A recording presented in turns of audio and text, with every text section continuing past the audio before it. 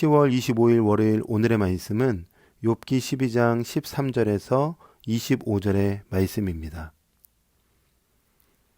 지혜와 권능이 하나님께 있고 계략과 명철도 그에게 속하였나니 그가 허르신즉 다시 세울 수 없고 사람을 가두신즉 놓아주지 못하느니라.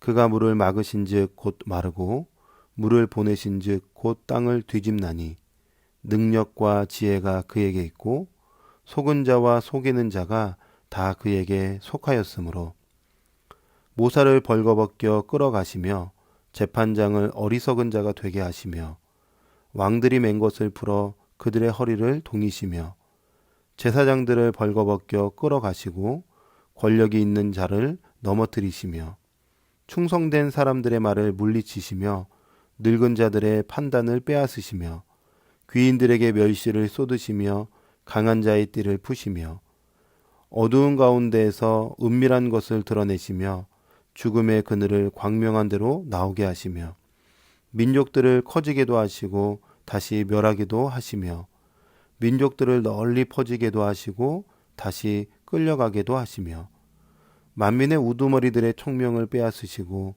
그들을 길없는 거친들에서 방황하게 하시며 빛없이 캄캄한 데를 더듬게 하시며 취한 사람같이 비틀거리게 하시느니라. 아멘. 오늘 본문의 말씀은 욥의 고난을 인과응보로 해석한 친구 소발의 이야기를 들은 욥이 이어서 계속 변론하고 있는 말씀이죠. 12절의 말씀에 보면 늙은 자에게는 지혜가 있고 장수하는 자에게는 명철이 있느니라. 이 말은 오랜 세월 속에 흘러온 전통적 지혜입니다. 친구들은 전통적 지혜를 가지고 욥의 고난에 대해서 해석해 줬었죠. 그런데 욥은 이 지혜와 명철에 대한 부분에 있어서도 이런 이야기를 하고 있습니다. 실제로 지혜와 명철은 하나님에게 속한 것이기 때문에 인간이 가진 지혜와 명철을 절대화할 수 없다. 인간이 획득한 지혜는 언제나 하나님 앞에서 제한된 것임을 인정해야 한다라고 친구들에게 이야기합니다. 그에 대한 예가 오늘 13절, 25절에 설명되어 있는데요. 조금 더 말씀 속으로 들어가 보면 친구들은 자신들의 지혜가 하나님으로부터 온 것임을 욥에게 강조했습니다. 그런데 욥은 그들이 말하는 그 지혜보다는 하나님의 그 놀라운 지혜가 더 깊고 오묘함에 대해서 또한 친구들에게 반론하고 있는 거예요. 무슨 얘기냐? 친구들은 인과응보를 말함으로 하나님을 그들이 경험한, 그들이 알고 있는 틀 안에 제한하고 있지만 욥은 하나님은 결코 인과응보의 틀 안에 제한할 수 없어. 인간이 설정한 선과 악의 기준에 우리 하나님이 얽매이실 분이 아니야. 오히려 인간이 전혀 예측할 수 없는, 도저히 따라갈래야 따라갈 수 없는 그 무한하시고 지혜로우신 창조자이심을 알아야 된다라고 친구들에게 이야기하고 있는 것입니다. 그래서 욥은 고백합니다. 자신이 보기에 선한 일이라고 생각되지 않는 고난을 지금 자신에게 허락하신 그 하나님은 인간의 선과 악을 완전히 뛰어넘는 분이심을 고백하고 있는 것이죠. 그래서 계속적으로 이런 이야기를 하는 거예요. 한 나라의 지도자들이 전부 하나님의 능력 아래 있다는 것입니다. 나라의 지도자들에게 권세를 주신 분도 하나님이시고 그 권세를 빼앗아 가시는 분도 하나님이시다라는 것입니다.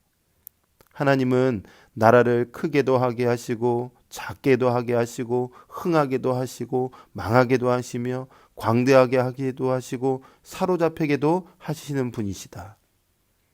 세상의 왕들의 총명을 빼앗아 길 없는 곳에서 방황하게 하시며 빛이 없는 길에서 더듬고 술 취한 사람들처럼 비틀거리게도 하시는 분이시다 라고 이어서 계속 이야기하고 있는 것입니다. 한마디로 욥은 하나님에 대해서 뭐라고 이야기하는 걸까요? 인간의 입맛에 맞는 인과응보가 아니라 그분의 뜻에 따라 세상을 치리하시고 인생을 주관하시는 분이시다. 그분이 놀라운 하나님이시다라고 친구들에게 이야기하고 있는 것입니다. 성경은 이 부분에 대해서 우리에게 계속 말하고 있습니다. 다니엘서 2장 21절에 보면 그는 때와 계절을 바꾸시며 왕들을 패하시고 왕들을 세우시며 지혜자에게 지혜를 주시고 총명한 자에게 지식을 주시는도다. 하나님 그런 분이시라는 것입니다. 오늘 하루 말씀으로 하루를 시작하시는 우리 성도 여러분, 욥과 친구들의 대화를 묵상하면서 어떤 깨달음을 얻게 되십니까? 저는 이런 묵상, 이런 생각을 해봅니다. 나는 하나님을 얼마나 깊이 알고 있는가? 나는 그 하나님을 얼마나 경험하며 살고 있는가? 욥의 친구들처럼 조금 아는 지식으로 하나님을 제한하고 있지는 않은가? 반대로 조금 많이 안다고 착각하면서 다른 상대방에게 하나님, 이런 하나님이라고 훈계하고 있지는 않은가? 돌아봅니다. 오래전 신학대학원을 다닐 때에 원로 목사님이신 박희천 목사님이 오셔서 신학 공부를 하고 있는 우리 전도사님들에게 소중한 성경 특강을 해주신 기억이 납니다. 그때 오셔서 이런 이야기를 해주셨어요. 본인은 예수님을 믿고 일평생 살아오면서 매일매일 하루에 8시간씩 성경을 읽었다. 그렇게 읽어야 된다. 도전을 주셨어요. 지금은 나이가 들어서 하루에 4시간씩밖에 성경을 읽지 못해서 너무 슬퍼서 울었다고 이야기를 하시더라고요. 인생을 살아오면서 자신이 읽었던 성경, 또 하나님을 아는 수준을 에베레스트 산에 비유했을 때에 본인은 산의 초입, 동산의 입구 정도도 오르지 못한 수준이다 라고 표현하셨던 것이 기억이 납니다.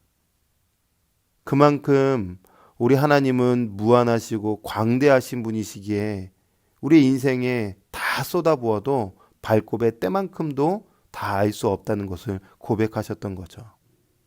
그렇다면 그 놀라우신 하나님을 다 알래야 알 수 없는 우리의 인생길 하루하루 어떻게 살아야 되는가? 그분을 알아가기에 힘써야 되지 않겠습니까? 하나님 말씀을 묵상하고 기도하면서 더 주님을 경험하고 싶습니다. 더 주님을 만나고 싶습니다. 이것이 우리의 바람이 되었으면 좋겠습니다.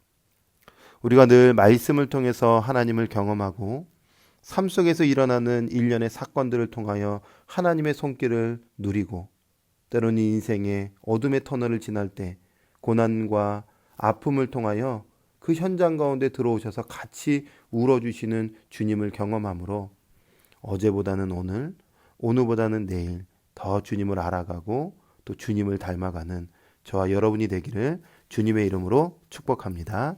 아멘. 기도하겠습니다. 하나님, 오늘도 귀한 말씀 우리에게 주셔서 감사합니다.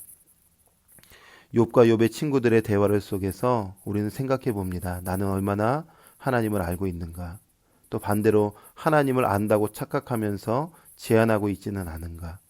매일매일 하나님을 깊이 경험하고 더 깊이 주님을 만나는 복된 하루가 되게 하여 주시고 오늘도 주님과 동행하고 함께 위로부터 주시는 참된 자유와 기쁨을 누리는 소중한 하루가 되게 하여 주시옵소서. 함께 하실 하나님께 감사드리며 예수님의 이름으로 기도합니다. 아멘.